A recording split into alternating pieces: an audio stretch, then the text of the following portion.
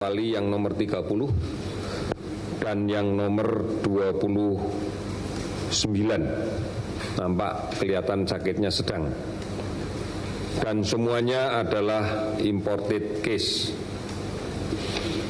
Sementara tadi rumah sakit RSPI sudah memulangkan kasus yang dirawat yang seperti saya katakan tadi sudah dalam kondisi pemeriksaan 2 kali negatif, sudah diizinkan untuk pulang.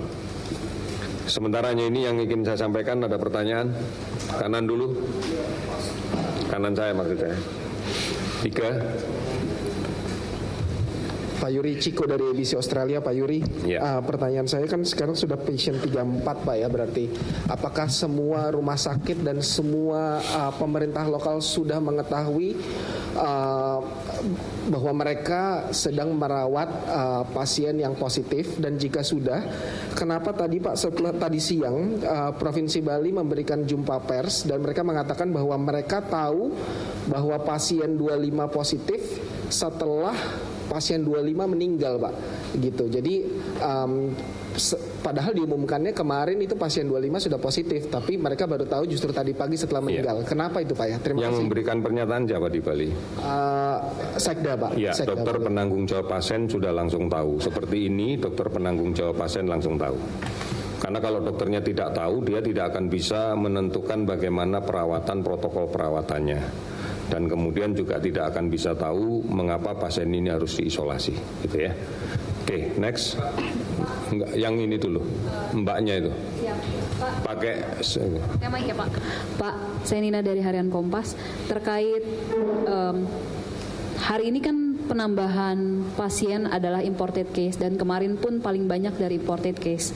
Berarti apa saja langkah pemerintah untuk memperluas dan mempercepat atau memperkuat penapisan di bandara? Karena kelihatannya yang paling banyak sekarang yang dibawa dari luar. Selain juga mungkin yang kedua soal apakah sudah ada update terkait pasien yang transmisi lokal itu Pak? Seperti apa? Apakah sudah ada perkembangan dari mana dia mendapatkan virus itu? Makasih. Iya. Beberapa waktu yang lalu sudah saya katakan bahwa dengan kemudian kondisi penyakit yang kalau kita lihat sebagian besar adalah ringan sedang, maka dia masuk dalam kondisi tidak panas terlalu tinggi dan tidak akan terdetek oleh thermal scan. Ini semuanya kedetek dengan menggunakan HAC, Health Alert Card. Karena dia merasa dari luar negeri dan berasal dari daerah yang infeksinya cukup tinggi dan dia menerima health alert card, maka pada saat dia mulai merasakan tidak enak, dia mendatangi beberapa rumah sakit dan kemudian menunjukkan kartu itu. Inilah yang menjadi upaya deteksi kita. Kemudian yang kontak tracing, saya tadi sempat kontak dengan Dinas Kesehatan yang melaksanakan. Ada beberapa orang yang dicurigai, tetapi sekarang sedang dilakukan observasi lebih dalam kontak dekatnya itu seperti apa. Tentunya nanti Dinas Kesehatan setempat akan merujuk dia kalau memang dicurigai kuat memiliki kontak dekat dengan dia untuk dilakukan pemeriksaan. Sementara masih belum kita ketemukan bahwa mereka kontak dengan kasus positif yang sudah teridentifikasi di sebelumnya, tetapi kontak tracing masih akan terus dilaksanakan. Ya, sebelah kanan lagi. Ya. Menyambung pertanyaan yang pernyataan Sekda Bali tadi Pak. Jadi kalau menurut Sekdanya itu WNA itu sudah tiba di Bali sejak 29 Februari dan dia baru masuk rumah sakit itu tanggal 3 Maret. Artinya dalam jeda waktu itu kan dia melakukan perjalanan, mungkin apa upaya pemerintah untuk melakukan tracing terhadap WNA itu? Ya, Dinas Kesehatan sudah melakukan tracing ya. Kita masih menunggu laporan Dinas Kesehatan Bali karena ini bagian dari Dinas Kesehatan Bali ya. Oke, 3 yang kiri dulu. Iya, silakan.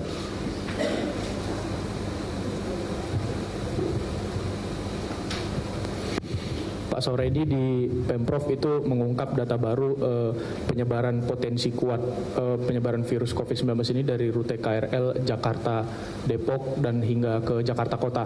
Itu gimana Pak tanggapan dari tim penanganan? Yang kedua soal merokok Pak, ini di media sosial juga ada himbauan bahwa COVID ini kan yang diserang saluran pernapasan. Nah, gimana himbauan untuk perokok Pak? Apakah berhenti merokok saja untuk menghindari corona atau seperti apa Pak? Demikian. Ya, KRL kita sudah memiliki pedoman dia transportasi massal itu ya. Sudah ada. Merokok jangan nunggu COVID atau berhenti aja, itu nggak baik kok ya. Masa nunggu COVID itu, ya? Lebih rentan untuk perokok nggak sih Pak? Merokok itu merusak epitel atau merusak sel dinding sepanjang saluran nafas. Ini akan memudahkan kalau terjadi infeksi, ya. Jadi tidak usah nunggu COVID, berhenti aja lah. Gitu. Ya, depannya. Mempertegas Pak, yang kasus 25 yang meninggal hari ini, apakah itu memang yang di Bali dan apakah memang WNA dari Inggris Pak? Itu yang pertama. Dan yang kedua, 7 kasus baru hari ini tuh WNI semua berarti ya Pak? Ya. Ya, nggak usah dipertegas, pernyataan dari Sekda sudah ada ya. Kalau Sekda sudah bicara begitu lebih tahu dari saya, ya. Nggak usah ditegas-tegasin lagi. Saya nggak ke Bali soalnya. Ya, silakan depannya. Pak, Iya. saya Yuli dari Jawa Post TV, Pak, ingin mempertegas saja bahwa apakah dengan adanya penambahan pasien setiap harinya negara akan meningkatkan status untuk penularan virus corona, misalnya menjadi tanggap darurat atau siaga atau seperti apa? Kemudian Pak, mohon dijelaskan tadi yang kasus sakit ringan dan sedang itu klinisnya maksudnya apakah flu atau demam atau seperti apa Pak? Kemudian yang terakhir untuk yang World Dream ini akan dipulangkan besok atau hari Jumat, dan apakah sudah ada mekanisme nanti pemulangannya seperti apa Pak? Itu saja, terima kasih. Ya, ini bencana. Baca di Undang-Undang 24 2007 ini bencana. Bencana itu ada 3 sumbernya, alam, non-alam, dan kemudian sosial. Nah, yang non-alam disebutkan di situ adalah wabah. Ini sudah wabah. Dan kita sudah melakukan respon. Artinya sudah tanggap darurat kan. Jangan dimaknai bencana ini kayak gempa bumi gitu ya. Kita sudah melakukan reaksi, sudah melakukan tanggap darurat. Salah satu bentuk tanggap darurat itu adalah tracing. Kita kejar, kita cari. Itu adalah bentuk dari tanggap darurat. Jadi ini sudah masuk dalam tataran itu. Kemudian pemulangan ABK Dream World, saya rapatnya di PMK belum selesai sampai sekarang, saya kabur ke sini. Tapi kita putuskan bahwa ini semuanya berakhir di hari Kamis. Hari Kamis itu besok. Jadi detail bagaimana pemulangannya sekarang sedang dibicarakan dan belum selesai. Oke? Iya. Sakit, ya gejalanya saya katakan 80% itu panas. 80% panas, kemudian sekitar 60% itu adalah batuk ya, munculnya batuk, dan kemudian sekitar 50% pilek lah. Jadi munculnya ini, selalu munculnya ini, karena ada infeksi mesti panas dan sebagainya. Munculnya adalah ini, 3 gejala ini yang awal-awal itu. Kalau ini dibiarkan menjadi berat, maka berikutnya adalah kesulitan bernafas. Ini ditandai dengan adanya pneumonia. Dan kalau kesulitan bernafas, maka berikutnya akan jatuh pada kondisi kekurangan oksigen. Begitu berbicara kekurangan oksigen, maka akan kompleks organ yang terkena, akan diawali dengan kegagalan ginjal, kegagalan jantung, kegagalan liver. Akhirnya jatuh pada kondisi multi organ failure, beberapa organ yang menjadi failure, menjadi gagal. Ini yang menyebabkan kematian. Tetapi seringkali dengan kemudian munculnya pneumonia, ini menyebabkan daya tahan tubuhnya menjadi turun, maka akan terjadi infeksi oportunistik. Infeksi dari bakteri-bakteri yang semula mampu kita tahan, tetapi sekarang sudah nggak mampu kita tahan. Ini yang kemudian terjadilah sepsis. Kita di dalam usus besar kita normalnya itu ada bakteri, normalnya. Karena bakteri di usus besar itu gunanya adalah untuk membusukkan sisa makanan. Nah, pada kondisi kekebalan kita masih bagus, maka jumlah bakteri ini akan terkendali. Tapi begitu kemudian kita tidak lagi memiliki daya tahan tubuh yang kuat, maka bakteri ini akan tumbuh dengan luar biasa banyaknya, dan ini akan berpengaruh pada sistem tubuh. Sehingga terjadi infeksi menyeluruh yang kita kenal sebagai sepsis. sepsis bakteri. Ini yang seringkali menyebabkan kematian.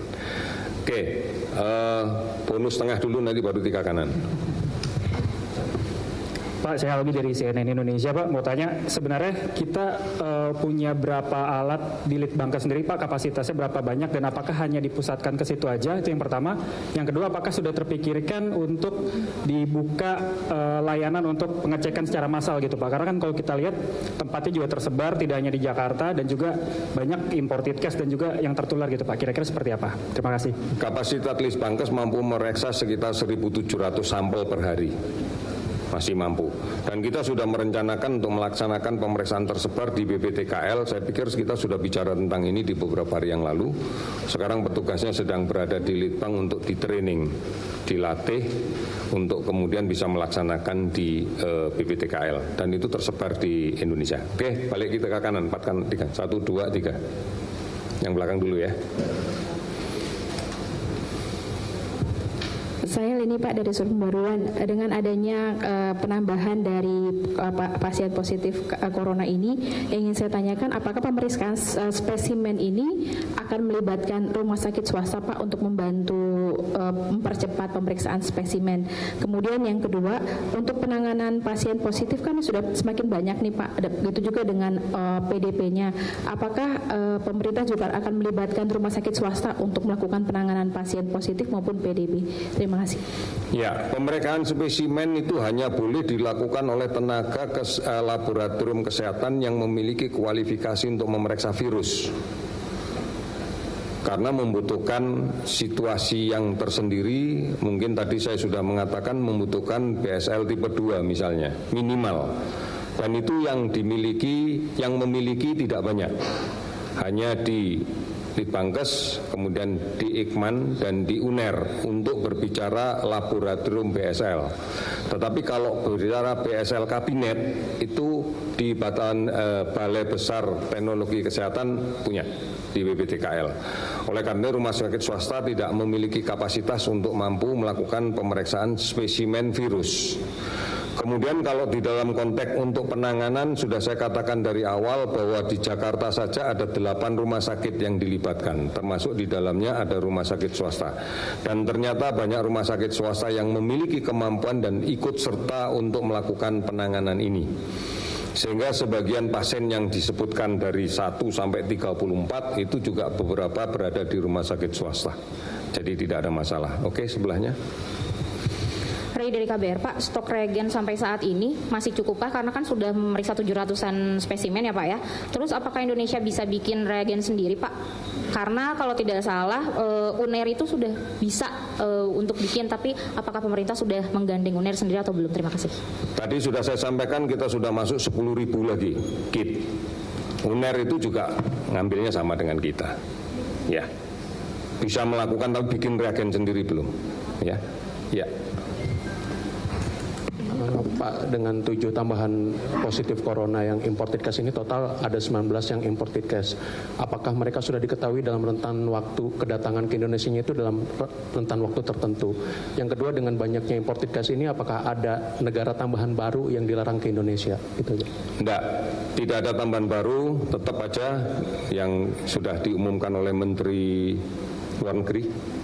Pembatasan ya, dengan larangan, karena Korea nggak seluruhnya, hanya dari tempat tertentu yang dibatasi. Kemudian hampir setiap hari orang yang masuk ke Indonesia itu lebih dari 2.000 tiap hari. Artinya bahwa orang-orang yang imported case itu datangnya nggak bareng gitu. Satu. Tetapi kan semuanya menggunakan et al card ya. Kita sampai saat ini kemarin dari Angkasa Pura kan juga mengatakan sekitar lebih dari 2.000-3.000-an orang yang datang ke Indonesia setiap hari. Inilah yang menjadi perhatian kita karena mereka juga datang dari negara-negara yang sudah banyak kita temukan kasus penularan kasus ini. Dari tetangga kita saja, dari Singapura, dari Malaysia, dari Thailand, dari Filipina,